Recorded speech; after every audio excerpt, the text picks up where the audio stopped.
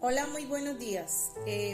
Vamos a dar inicio en esta semana. Hoy, gracias a Dios, día lunes, arrancamos con la palabra de Dios haciendo nuestra reflexión y hoy nos corresponde ya Génesis capítulo 4. Ya pudimos dar cierre al 3, donde hablábamos la última vez que a raíz del pecado que cometieron Adán y Eva, Dios los expulsa del huerto y ellos ahora tenían que ir a labrar la tierra, tenían que ir a hacer un trabajo forzado.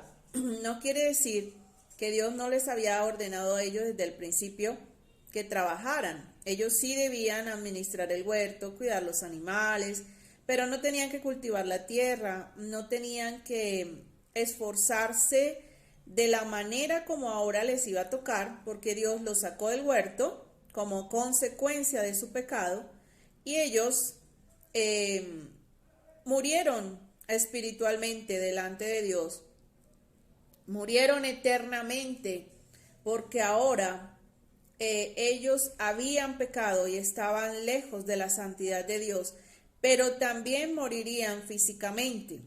Por eso Dios los saca del huerto, porque Dios dice que no vaya y sea que tome el fruto de la vida y viva para siempre en esa condición de pecado, en esa condición de maldad. Entonces, Adán y Eva al pecar murieron realmente como Dios se los había dicho. Bueno, ahora este capítulo 4 se desarrolla fuera del huerto. Entonces miren cómo lo vamos a hacer. Habla de Caín y Abel y les voy a narrar del versículo 1 al versículo 8 para no leerles y para ir comentando algunas cosas. Aquí Adán y Eva tienen dos hijos, entonces a Caín, que es el mayor, y Abel. ¿A qué se dedicó Caín? Se dedicó a cultivar la tierra. ¿Y a qué se dedicó Abel? Se dedicó a ser pastor de ovejas. Ambos tenían un oficio diferente dentro de lo que les correspondía hacer fuera del huerto. Miremos algo también interesante. Recuerdan que cuando hablamos en el capítulo 3 yo les decía que Dios vistió a Adán y Eva porque cuando ellos pecaron ellos se hicieron hojas, delantales y se cubrieron su desnudez. Entonces Dios los vistió con pieles. ¿Qué les dije? Que para que Dios los vistiera a ellos con pieles tuvieron que morir unos corderitos para que ellos pudieran estar vestidos. Esos corderitos derramaron su sangre también por el pecado de Adán y Eva. A partir de ahí, Dios le enseña a Adán y Eva que para perdonar los pecados era necesario el derramamiento de sangre de un animal mientras viniera el Señor Jesús. Así aconteció con el pueblo de Israel hasta todo el Antiguo Testamento. Ellos sabían por Adán y Eva, que eran sus padres, son los padres de toda la humanidad, que era necesario para perdonar los pecados el derramamiento de la sangre. ¿Por qué hasta el Antiguo Testamento, hasta el último libro? Porque cuando el Señor Jesús viene, Él derrama toda su sangre y Él es el Cordero perfecto, el Cordero pascual. Entonces, ¿qué hacía el pueblo de Israel? Anualmente ellos iban delante del sacerdote con un cordero.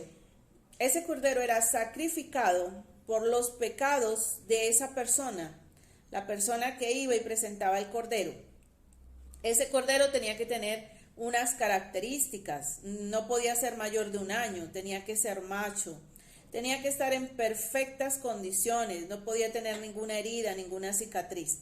Entonces, ese corderito era el sacrificio que se daba de sangre por el pecado de la persona que lo llevaba. Y así lo repetían anualmente. Aquí, en esta escena que están Caín y Abel, ellos están presentando sus respectivas ofrendas delante de Dios. Pero ¿qué hace Caín? Caín lleva del fruto de la tierra de lo que él cultiva. Eso no era lo que Dios había ordenado en ese momento. Él debió llevar también un cordero como lo hizo Abel. Algunas personas piensan que Dios no miró con agrado la ofrenda de Caín porque dicen que eran frutos viejos, frutos que no servían. No es verdad. Seguramente Caín llevó de los mejores frutos que él cultivaba, pero esa no era la orden de Dios. Él no podía llevar los frutos para que los frutos fueran sacrificados. Él tenía que presentar como ofrenda un cordero como lo hizo Abel. Sin embargo, cuando él hace esa ofrenda, la Biblia dice que Dios no miró con agrado la ofrenda de Caín y Caín se molestó porque Dios no miró con agrado su ofrenda. Entonces Dios en su amor, en su infinita misericordia, le dice que por qué se deja llevar, y se molestó con Abel seguramente.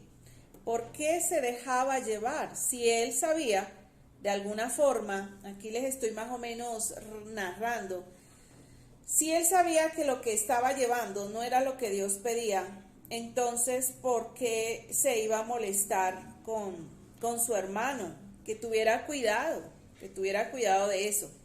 Y ahí, dentro de lo que yo les voy a dejar hasta el versículo 8, Caín entonces se llena de rabia contra Abel, porque a Dios le agradó la ofrenda de Abel, que era como Dios había dicho que se hiciera, y lo mató. Ahí vemos cómo el pecado de Adán y Eva ya estaba haciendo estragos aún en sus hijos. Ahí vemos la primera vez que se le da muerte a un ser humano y a su propio hermano por cuestiones de necedad, porque si él sabía que estaba haciendo lo que Dios no había ordenado, ¿por qué se desquitó contra su hermano? Primera cosa. Segunda cosa, ¿por qué fue desobediente?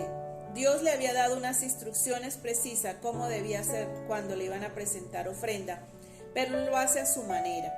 Hoy la humanidad sigue siendo desobediente. Buscan a Dios y dicen, yo busco a Dios a mi manera. Y eso no es lo que Dios ordena. No hay maneras humanas de buscar a Dios. Hay una sola forma que Dios ya ordenó, por medio del Señor Jesucristo. Él fue el Cordero perfecto que murió por nuestros pecados. Y a Él es a quien tenemos que mirar, a Él es a quien tenemos que buscar, rogar el perdón y tener la tranquilidad y la certidumbre que Él murió por nuestros pecados. Y por Él nosotros vamos al Padre y tenemos vida eterna. Mañana, si Dios permite, continuamos para que veamos qué consecuencias le trajo a Caín su propia desobediencia y dejarse llevar al punto de matar a su propio hermano. Vamos a orar y y cada día nuestra oración debería ser delante de Dios, que nos ayude a hacer las cosas como Él ordena. Y que cuando nosotros hagamos algo, seamos capaces de reconocer delante de Dios nuestra maldad. Señor, cada día te rogamos que nos ayudes en este diario andar para que podamos ir delante de tu presencia buscando siempre tu perdón. Amén. Mañana, Dios permite, nos vemos y damos continuidad a este capítulo.